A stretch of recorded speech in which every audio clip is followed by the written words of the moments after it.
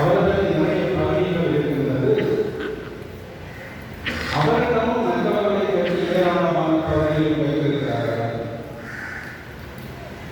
தேவேகே என்று சொல்லுவார், அல்லாஹ் என்று சொல்லுவார், அன்பாக கூப்பிடுவார், கிள்ளுவார்.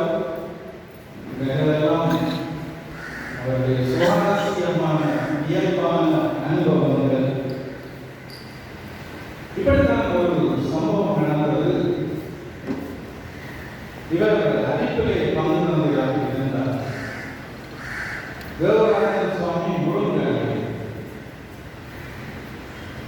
அப்பொழுது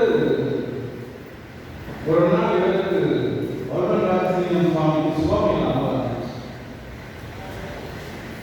அவர் முருகனில் மருத்துவ வசதியாக வந்திருக்கிறார். வந்து தேவராஜன் தங்கி இருந்தார். அப்படி இருக்கிற நாளில் ஒரு நாள் இவர் மயங்கிட்டார். அப்ப தேவராஜ சுவாமி என்ன செய்யறது, படியில் முடிச்சு அனுப்புறார். ஓடி போய் டாக்டரை கூட்டிட்டு வாங்க அப்படின்னு பக்கத்தில் முருகன் ஆஸ்பத்திரி. டாக்டர் வந்து அவர் மயக்கத்தில் இருக்கிறார், பரிசீலிக்கிறார். பரிசீலித்த பின்பு பரிசோதித்து தேவராஜ சுவாமி கேட்கிறார், இவருக்கு ஏதாவது இதய கலக்கம் இருக்குதா அப்படின்னு சொல்லி அவர் எஸ் என்று சொல்கிறார். அதுவரை மயக்கத்தில் இருந்தவர் தேவராஜ சுவாமி எஸ் என்று சொன்னதால் தாமதம் இவர் எழுந்து கூத்தோடு இருக்கிறார். பிரியமானவர்களே, குருத்துவம் என்னும் பதம் திருவிழியத்தில் சிறப்பிடம் பெறுவதை நாம் எல்லோரும் அறிவோம். பழைய பாட்டின் தொடக்க நூல் குரு என்ற வார்த்தையை அறிமுகப்படுத்துகிறது. ஒரு குருவின் பணி பற்றி பழைய ஏற்பாடு 700 தடவைகளும் புதிய ஏற்பாடு 80 தடவைகளும் குறிப்பிடுகிறது. குருத்துவம் கடவுள் நமக்கு அருளிய ஒரு அழைப்பு, ஒரு கொடை. எமது பலவீனங்கள் இயலாமைக்கு மேலாக கடவுள் தமது இரக்கத்தினால் நமக்கு அருளிய ஒரு கொடை. எரேமியா தன்னுடைய நூலிலே எரேமியாவின் அழைப்பை பற்றி நாம் அங்கே வாசிக்கின்றோம். 1ஆம் அதிகாரம் 5ஆம் வசனத்திலே, தாய் வயிற்றில் உன்னை நான் உருவாக்கும் முன்பே அறிந்திருந்தேன், நீ பிறக்கும் முன்பே உன்னை திருநிலைப்படுத்தினேன் என்று எரேமியா நூலிலே எழுதப்பட்டிருக்கின்ற பொழுது தொடர்ந்து வரும் வசனங்கள் ஆண்டவருக்கும் எரேமியாவுக்கும் இடையே நடக்கின்ற உரையாடலை பார்க்கின்றோம். 6ஆம் வசனம், என் தலைவராகிய ஆண்டவரே, எனக்கு பேசத் தெரியாதே, சிறு பிள்ளை என்றேன். ஆண்டவர் அதற்கு பதில்மொழி கூறுகிறார், சிறு பிள்ளை நான் என்று சொல்லாதே, நான் யாரிடமெல்லாம் அனுப்புகின்றேனோ அவர்களிடம் செல் என்று சொல்லுகிறார். கடவுளிடமிருந்து கிடைக்கும் அழைப்பை புதிய ஏற்பாட்டில் எபிரேயருக்கு எழுதிய திருமுகம் மேலும் மறுவாக்கையில் சொல்லுகின்றது. எபிரேயருக்கு எழுதிய திருமுகம் 5ஆம் அதிகாரத்திலே, யாரும் இந்த மதிப்புக்குரிய பணியை தாமே தெரிந்து கொள்வதில்லை, ஆண்டவருக்கு வந்தது போன்று கடவுளிடமிருந்தே அழைப்பு வர வேண்டும் என்கின்றது. நற்செய்தியில் கிறிஸ்து, நீங்கள் என்னை தெரிந்து கொள்ளவில்லை, நான் தான் உங்களை தெரிந்து கொண்டேன் என்று அழைப்பின் மகத்துவத்தை புரிய வைக்கிறார். நம்முடைய பொருளாதார நாயகன் திரு அவ்வல் ராஜசிங்கம் அடிகளாருடைய அழைத்தலை இன்று முன்னுரையிலே நாம் நிறைய வாசிக்க கேட்டோம். இதே ஆலயத்திலே பீட பரிகார பரிசாரகராக பணியாற்றி இருக்கின்றார். தன்னுடைய 4 சகோதரர்களும் இங்கே பீட பணியாளர்களாக இருந்திருக்கின்றார்கள். இவருடைய பெற்றோர், அதிலும் சிறப்பாக இவருடைய தந்தையார் ஓர் 3ஆம் நிலை பிரான்சிஸ்கன் பொதுநிலை தந்தையுடைய ஆழமான சிவ வாழ்வு அடிகளாரை முந்தி தள்ள இவருடைய மாமனார் அந்தோனியஸின் வாழ்வு இவரில் தாக்கம் செலுத்த இதே ஆலயத்தில் 3 தடவைகள் பங்கு தந்தையாக பணியாற்றிய அரசு பொமிக்கோவின் நெறிப்படுத்துதலில் அமலவரி தியாகிகளின் பொகுவல சிறிய குழுமடம் கடற்படை நவசன்னியாச நகர் அம்பிட்டிய தேசிய குருத்துவ கல்லூரி போன்றவற்றில் இருந்த பன்முக ஆளுமை கொண்ட சிறந்த குரு கல்விமான்களால் உருவாக்கமும் பயிற்சியும் பெற்றவர் நம் அடிகளார். மிகவும் வறுமைப்பட்ட மக்கள் மத்தியில் ஏழைகளுக்கு நற்செய்தி அறிவிப்பு என்ற புனித ஜூலியத்தி நசனத்தின் அழைப்பை சிறப்பை ஏற்றவராக குருவாக அமலவரித்தியாகி குருவாக அபிஷேகம் செய்யப்பட்டார். பிரியமானவர்களே, எபிரேயர்களுடைய திருமணத்திலே குரு ஒவ்வொருவரும் மனிதரிடமிருந்து தேர்ந்தெடுக்கப்பட்டு பாவங்களுக்கு கடவுளையாக காணிக்கைகளையும் பலிகளையும் செலுத்துவதற்காக மக்கள் சார்பாக கடவுள் முன் பணிபுரிய ஏற்படுத்தப்படுகிறார்கள் என ஒரு குரு ஏன் என எபிரேயருக்கு எழுதிய கடிதம் அர்த்தம் கற்பிக்கின்றனர். ரோமருக்கு எழுதிய மடலிலே பவுலடியார் குருத்துவ பணியின் நோக்கத்தை விளக்குகையில் தூய ஆவியால் அர்ப்பணிக்கப்பட்டு கடவுளுக்கு உகந்த காணிக்கையாகும்படி அவர்களுக்கு கடவுளின் நற்செய்தியை அறிவிப்பதை என் குருத்துவ பணி என குறிப்பிடுகிறார். பிரியமானவர்களே,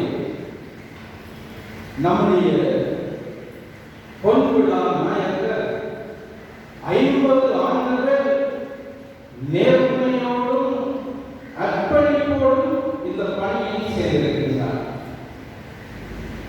அமர்வரை தியாகிகளை ஒருமுறை 11வது பத்திநாத பாப்பரசர் பார்த்து சொன்னார், அமர்வரை தியாகிகள் திரு அவையின் கடின மேய்ப்பு பணியில் விற்பனர்கள், specialists in the most difficult missions of the church என வர்ணித்தார் 11வது பத்திநாத பாப்பரசர். அமர்வரை தியாகிகளின் சபையின் ஒழுங்கு விதி இலக்கம் 2 இப்படி சொல்லுகின்றது: நற்செய்தி பணிக்காக அர்ப்பணிக்கப்பட்டவர்களால் கிறிஸ்துவின் சீடர்களாக நாங்கள் அனைத்தையும் துறக்கின்றோம் என்று ஒழுங்கு விதி இலக்கம் 2 குறிப்பிடுகின்றது. இன்றைய முதலாம் வாசகத்திலே இசையம் சிறைவாக்கினருடைய நூலிலே ஆண்டவருடைய ஆவி எதற்காக அருள்பணி செய்தார் என்பதை பட்டியல் போட்டு காட்டப்படுகின்றது. அதிலே நற்செய்தி அறிவிப்பு பிரதானமான அதற்காக அருள்பணி செய்யப்பட்டதையும் இன்றைய 2ஆம் வாசகத்திலே இந்த நற்செய்தி பணிக்காக நாம் தூதுவர்களாக ஏற்படுத்தப்பட்டு துன்பங்களை நாம் இதற்காகவே சந்தித்தோம் என்று குறிப்பிடுகின்ற பொழுது நற்செய்தியிலே கிறிஸ்துவின் மேலான கட்டளையை நாம் படிக்கின்றோம்.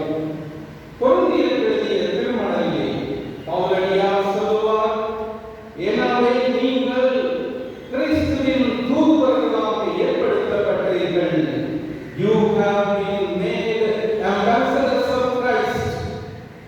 திருத்தந்தை 2ஆம் அருட்சின்னப்பர் இதை இப்படி கூறுகிறார்: நற்செய்தியின் தூதுவர் ஆதல் என்பது அன்பில் இணையமாகும் என்று இதற்கு அர்த்தம் கற்பிக்கின்றார். பிரியமானவர்களே, 50 ஆண்டுகள் குருத்துவ பணியை செய்தவர், அதுவும் மிகவும் கடினமான பணித்தளங்களிலே பணியாற்றியவர் நம் ஜூபிலி நாயகர். ஜாழ் மறை மாவட்டம், மன்னார் மறை மாவட்டம், அமலவரி தியாகிகள் சபை, திருமலை மறை மாவட்டம் என பல மறை மாவட்டங்களிலும் சபையின்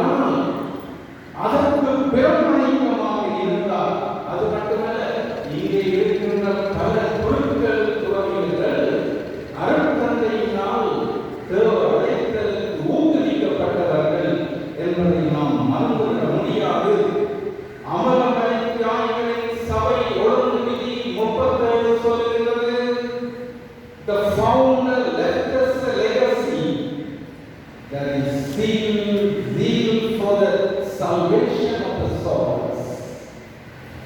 ஆன்ம ஈடேற்றத்திற்கான வாஞ்சை, இதை நாம் அடிப்படையாக கண்டுகொள்ளலாம். மறைந்த திருத்தந்தை இரண்டாம் அரசினப்பர் ஒரு முறை குருக்கள் துறவிகளை பார்த்து சொன்னார், இந்த உலகம் உங்களிடமிருந்து ஒன்றைத்தான் எதிர்பார்க்கின்றது. இந்த உலகத்திலே பொருளாதார, சமூக, அரசியல் எல்லாவற்றையும் நிறைவேற்ற நிபுணர்கள் இருக்கின்றார்கள், பாண்டித்தியம் பெற்றவர்கள் இருக்கின்றார்கள். ஆனால் குருக்கள் துறவிகளாகிய உங்களிடமிருந்து ஒன்றைத்தான் உலகம் எதிர்பார்க்கின்றது. அது வேறொன்றுமல்ல, கிறிஸ்துவை நான் எதிர்பார்க்கிறது. இந்த உலகம் கிறிஸ்துவை அறிய வேண்டும், அவரை சுவைக்க வேண்டும், கிறிஸ்துவை பற்றி கேட்க வேண்டும் என்பதுதான் குருக்கள் துறவிகளிடமிருந்து உலகம் எதிர்பார்க்கின்றது. பிரியமானவர்களே, கடந்த 50 ஆண்டுகள் தனது குருத்துவ பணியை கிறிஸ்துவுக்கும் தான் சார்ந்த அமலமணி தாய்கள் சபைக்கும் பிரபலமாக இருந்து இந்த பணியை அவர் ஆற்றியுள்ளார். பிரியமானவர்களே, குரு என்பவர் கடவுளுக்கும் மனிதனுக்கும் இடையிலேயானவர். கடவுளை மனிதனுக்கு பிரதிநிதித்துவப்படுத்தவும், மனிதர்களை இறைவன்பால் இட்டு செல்வதும் குருவின் தலையாகிய கடமை. He acts as the Altus Christus.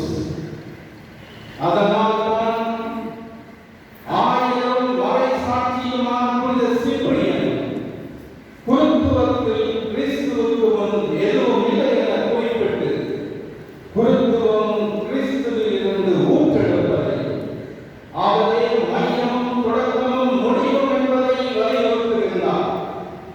திருத்தந்தை பிரான்சிஸ் அவர்கள் ஒரு குருவின் பலம் என்பதை பற்றி பேசுகின்றார். ஒரு குருவின் பலம் என்பது அவர் எவ்வளவு தூரம் கிறிஸ்துவோடு தொடர்பு கொண்டுள்ளார், உறவு கொண்டுள்ளார் என்பதை நாம் தங்கியுள்ளது. இத்தகைய குருத்துவத்தின் உன்னதமான பணியை நாம் யூபிலி நாயகர் ஆக்கியுள்ளார்.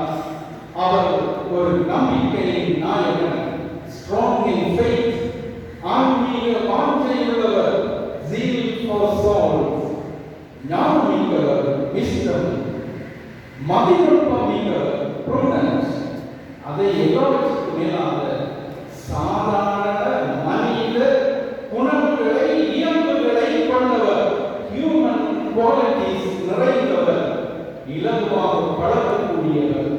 இவர் ஆற்றிய பணிகளுக்காக ஆண்டவருக்கு நன்றி சொல்கின்றோம்.